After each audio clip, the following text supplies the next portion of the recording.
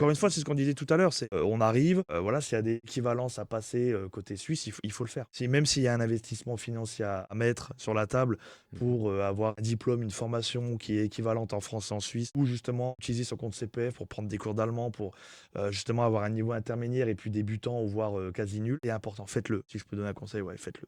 OK. Non, mais c'est intéressant et selon toi, parce que je pense que tu as déjà dû avoir des problèmes avec des candidats, pas arriver, du moins des choses, voilà, je pense que c'est le rôle de l'agence aussi de faire le tampon là-dessus. Mais quels sont, selon toi, les défauts principaux que peuvent avoir des candidats, bah, notamment français, après suisses, qui sont un peu plus dans la culture, mais il y a aussi des problèmes, hein, Oui, oui, bien sûr. je n'en doute pas. Mais quels sont les défauts que peuvent avoir un peu trop de candidats qui sont francophones et qui peuvent avoir, bah, que par exemple des entreprises t'ont dit, bah, ce candidat, il est jamais à l'heure ou c'est quelque chose qui va se répéter un peu plus sur les profils qui n'ont pas la culture suisse, on va dire. Bah, justement, c'est ce que j'allais dire. Le principal défaut du Français qui veut travailler en Suisse, c'est qu'il pense qu'on peut travailler en Suisse comme en France. Ça, c'est le plus gros défaut qu'on peut avoir.